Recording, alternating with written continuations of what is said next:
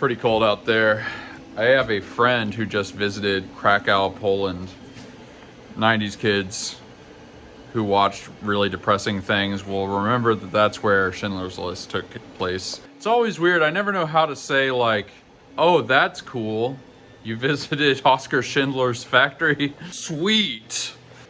But no, he took a trip to Krakow and it visited a lot of the historical things, and apparently it was really amazing. So I'm happy for him. Kind of feels like the dreary backdrop to this conversation is sort of appropriate, but man, I would love to have gone to Krakow and seen all that stuff. It's so weird to talk about because it'd be really depressing. Maybe I'm kind of weird for wanting to do something that's depressing, but it's like there are these places on Earth where history happened, you know? I don't know how to articulate it exactly. There are these times and places where humanity discovered its depravity, but also it discovered its courage, and like where people were courageous in the face of just absolute insanity and barbarity. And there's just something about like witnessing that firsthand. So I've been to 2 Holocaust museums. One was way better than the other. Again, I don't know how to talk about this. One documented a lot more things, let's just put it that way. And you get to see these artifacts. You get to see like stuff that's crazy, like the internal documents that people were using, and like there were these sketches of the designs of the different armbands that they would put on people to denote what kind of undesirable they were. It's not like the actual armbands. It's like somebody had to design those things. We don't even think about stuff like that. And so you can see that, like, oh, they thought about drawing it this way, but then it's like, oh, we should make it like this. And somebody had a daily job to just administer the bureaucracy of exterminating people. Yeah, sometimes I kind of think if we really got our stuff together as a society, we would expose young people to things like this. And you could just actually see like, oh, this is what humanity's capable of. You should understand this. But we just don't do that. It's like we're trying to treat everybody like they're just these precious little babies all the time. The only way to make reality and society not brutal is to confront its brutality and actually like really understand it. Moral weakness and cowardice just invites danger. It invites chaos. Whereas if you kind of voluntarily confront that chaos and realize there's some part of you that is capable of that, maybe you won't fall into it. Maybe we can avoid some of these horrible things, you know? It's like if you're afraid of what a strong, competent man can do, wait till you meet a weak man. Not to talk about drama, but there's a really famous streamer today. And of course it turned out that he's involved in all kinds of horrible sex scandals, so he's a very weak dude. This rant interrupted by Dunkin' Donuts. I'm kind of not the first to construe it this way, but there's like 2 kinds of strength or courage. There's like, obviously we just think physical courage or physical strength.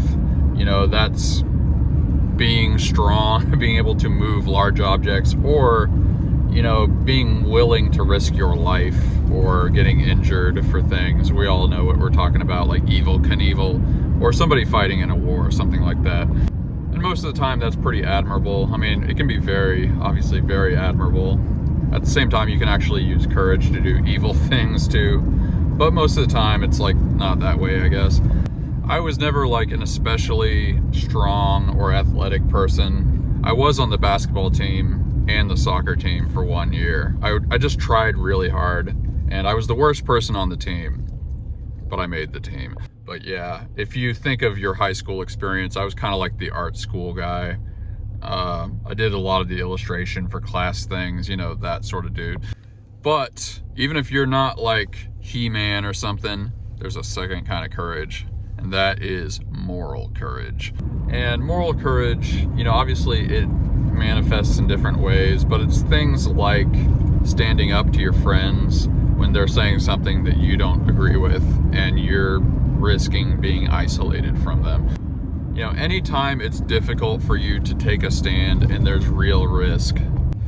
Like my dad was a deceased combat veteran, and I've known a lot of veterans, so I'm not saying this in any kind of derisive way, but you know, there are guys that fight in wars and get hurt and like have friends that died and stuff, and then they'll come home and then not be able to stand up to their boss. It's like, dude, you literally like fought and killed people, dude. Like, why are you afraid of your boss?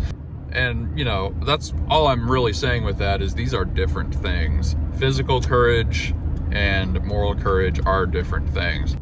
So yeah, I could say so much more about this. There was a time when I risked losing my job when I was homeless, and it was a job that eventually got me off the streets, because they ran this contest. Man, maybe I should just tell this. So our owner of Jimmy John's had a contest where you had to clean the restaurant. We did this every day, and then somebody would come and inspect it, and out of the 12 stores, we won this contest because we were the best. And they promised us a $1,000 prize, and like 3 months went by and they didn't give us the prize. And like, we're working at Jimmy John's, none of us are like wealthy or anything. And so I was working with one of the managers, and he kind of casually said like, oh yeah, that's not happening. So I decided, listen, that's basically fraud. You can't just, it was a big thing with the store. Like, everybody was working on this for like a month to get the best scores and stuff.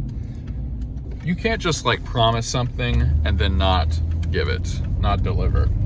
So I just decided, listen, I could probably lose my job for doing this, but that's wrong. It is.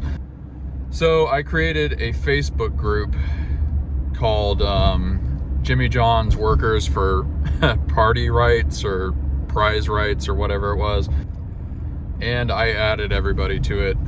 And then I messaged the owner, like not the general manager, the multi-millionaire guy who owned the Jimmy John's.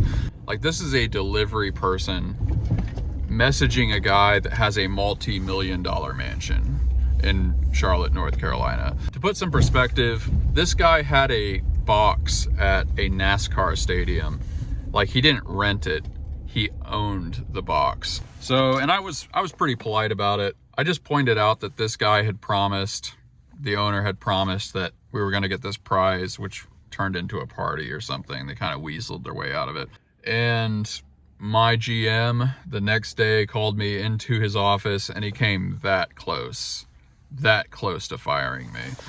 Now, fortunately, Jimmy John's keeps stats with their drivers, and I had almost the best stats in the entire store out of like 20 some people.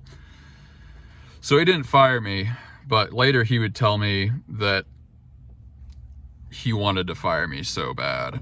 And then like a week after that, we got the prize, and it was because of me. So I'm not saying this to just like puff myself up or brag or something, but I was living in my car, and people, I denied that, obviously, because if you're homeless, it's a good way to get fired. People don't trust you, that kind of thing. The people that worked with me kind of knew I was homeless. It's a little bit hard to hide that, but this is a homeless dude living in a car calling out a multi-millionaire who broke his word.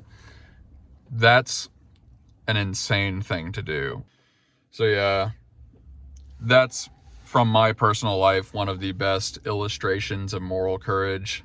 I guess I'm patting myself on the back for this, but it's one of those things that when you do it and you take a stand like that, it changes you, because it just doesn't count if the stakes aren't real. So that's my encouragement to you. Like, it really changes you when you do something like that. What are you just ignoring? What are you not taking a stand on? What isn't even your responsibility that you could make your responsibility that would be really terrifying to do?